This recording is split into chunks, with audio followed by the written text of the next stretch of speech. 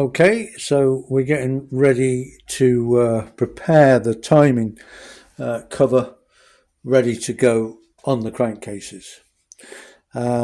So much as we did with the crankcases, then I've cleaned everything up, got rid of all previous gasket goo, and checked everything's all okay. Check the threads. You've got the oil pressure release valve goes there, and that's the feed to the rockers, comes off there. We'll look at those in a minute. And then we've cleaned all the faces up and we've checked everything and so on. I have discovered that these threads, if you look, that one's smaller than this one. This is where the pillar bolts go to hold the contact breakers in. Basically, that thread has been stripped and has then had a insert put in, header coil. Now these, don't quote me on these, but I think they're a BA thread, and that's been chewed up. I imagine someone probably tried to put the wrong bolt, wrong thread in. That's normally what happens, but I don't know. So what they've done is they've drilled it out and they've actually put a UNC thread in, coarse thread. Okay, but we've got the pillar bolt that goes in there with the right thread, so that's okay. So that's the original, which I think is BA, and then they've replaced it. But at least we've got a pillar bolt that goes in there, so that's okay. And then in here there's an oil seal goes in there, which is where the camshaft comes through into the where the points are. So we don't really want oil where the points are, so that's why there's an oil seal goes in there. And that's a hole where the lead from the points, contact breakers, the lead goes through, and people think, well, why doesn't it leak? For the simple reason it doesn't actually go into the timing case. It comes out there. It doesn't, people think, well, how come the lead goes through? It doesn't leak. It doesn't actually go through into the timing case, and it will come back out the crankcase and up to the electrics. So we've got an oil seal there, and then we've got an oil seal here. That's where the crankshaft goes, the end of the crankshaft, and oil is pumped from. It goes through from the oil pump. It goes through there, along here. Well, that's the oil pressure release valve. It goes one way. It goes up to the rockers up that way. The other way is pressure fed down the end of the timing side crankshaft and to the big ends. So we've got another oil seal that goes in there, but to maintain the pressure. If there's no oil seal, the oil would pump into here and just go into the timing case. We want under pressure to go up the crankshaft. So we've done all that. We've cleaned all the mating faces, checked everything. It's things like that that take ages. I've cleaned all these. After polishing, we've cleaned all the holes where the screws go and stuff. Has someone done something, attacked that edge with some kind of screwdriver? It doesn't matter, because you only need a seal there to stop water getting in, not oil getting out. There is no oil there. Okay, so there's that. So then we've got the this is the bolt for the to go up to the rockers. So that's hollow, and so the oil and it'll go up the pipe.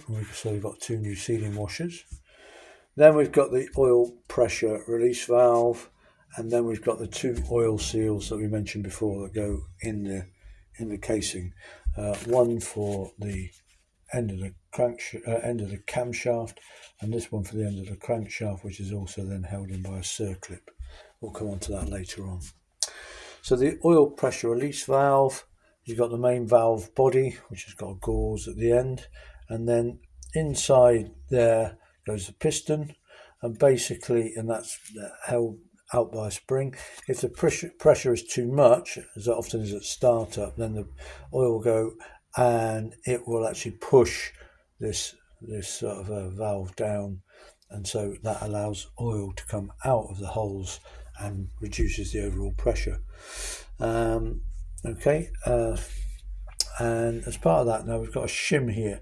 Now this shim, they do it at the factory.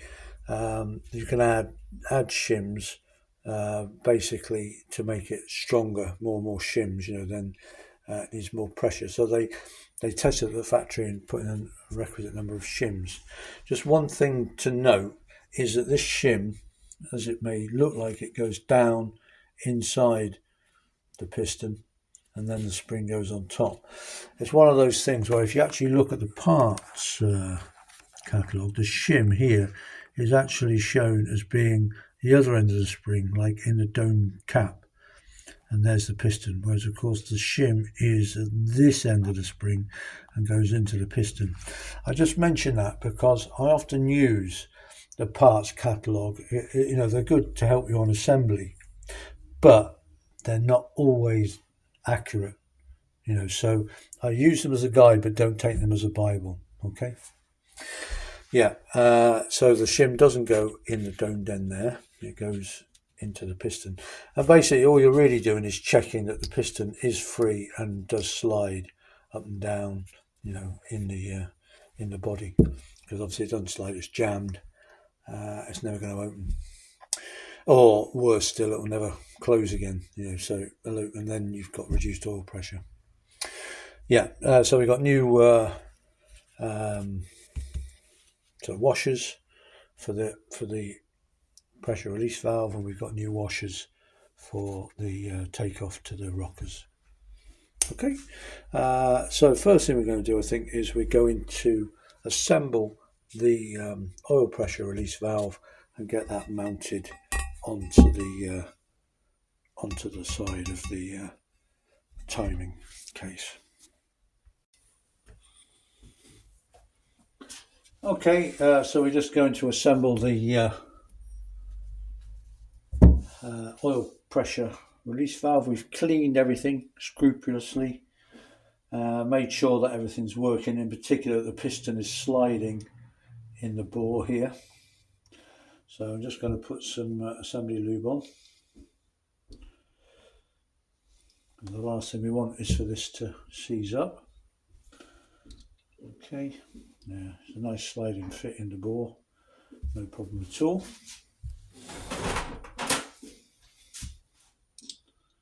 There we go. Then we put the shim. We'll put the shim down. There you go. Goes into the bottom of the piston. Then we put the spring on top of that. And there's a washer that goes round the body, the top body. And there's the dome nut goes on the top. Now I'm just going to screw that up hand tight at the moment.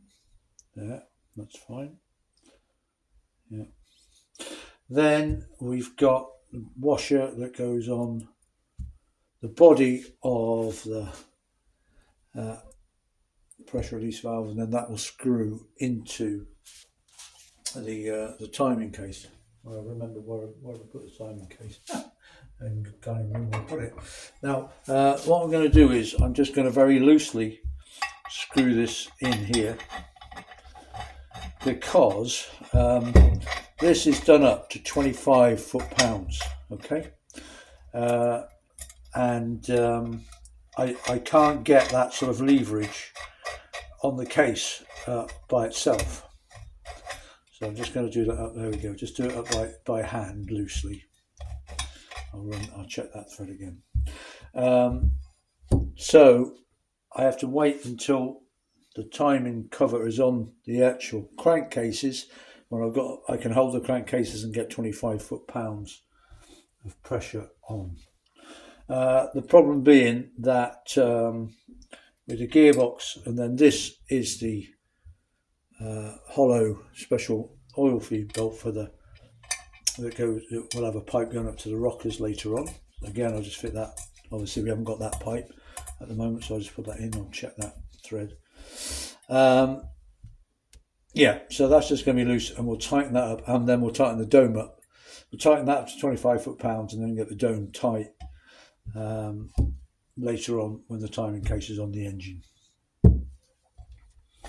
Okay, then what have we got? Then we've got the these two oil seals. So the smaller oil seal goes, this is the one that stops oil getting into the where the contact breakers are. So you always fit an oil seal with a spring towards the oil. So we've got oil in the timing case. We don't want it flowing through into where the points are going to be, or electronic ignition. So the spring is facing this way, okay, towards the engine. Just going to give that a little tap. Make sure, you can damage these if you're not careful, but it should just pop in. Just make sure it's flush. Yeah, a bit more.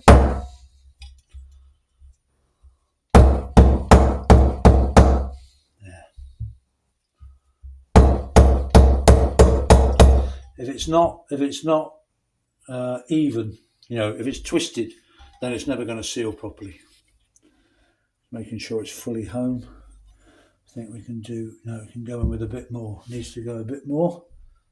So I'll get a socket on it and get it to go down. I'll find a socket. Find a socket of the right size, and then we'll knock it in.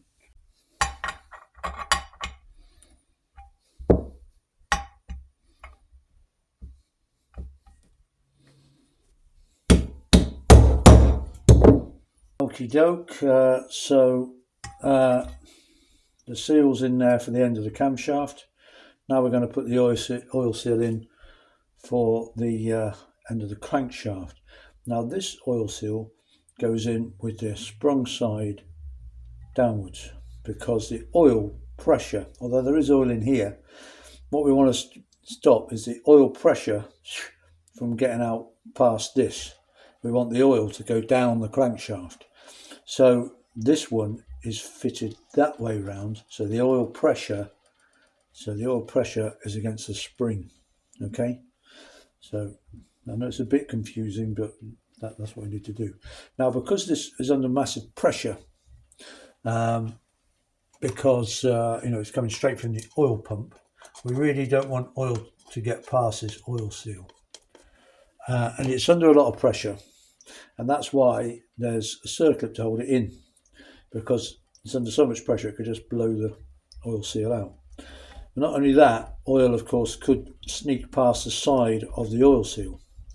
So what we do with this one, because that one's just all sloshing around, this one's under like 50-70 pounds worth of pressure. So I've got some well seal left. There it comes. Whee! So I'm going to put some around the edge of the oil seal there. Okay, and that's just going to give us that extra bit of seal. So the oil, because obviously we want as much pressure as possible to go up the crankshaft, and we don't want any oil leaking past this seal. So I'm just going to leave that for a couple of minutes, because you need to leave well seal to go off for a minute or so. Then we'll put this seal in, and then we put the circlip in to make sure the seal doesn't come out. And the circlip, there's got like a slightly dome side and a flat side. In our case, we put the flat side uppermost, because the seal is trying to push out, and we want the circlip to dig in. Normally you put the circlip in with a sort of dome side facing out, but because of the pressure, you want it this way, because that way there's no way this is going to jump out of the groove. Because it's dome side and it's got a slight bevel on it, there's a possibility that can, it's unlikely, but it can come out of the groove. So we fit it flat side up. There we go. Just going to squeeze it in. Try and make sure it goes in nice and square. And I've got my drift.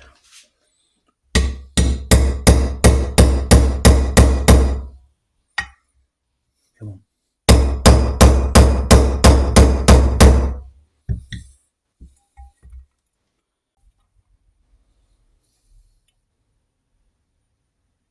Yeah.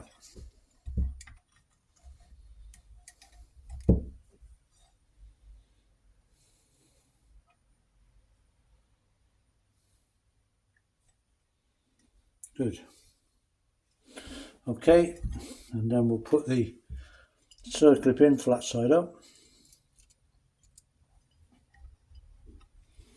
On camera there, just about.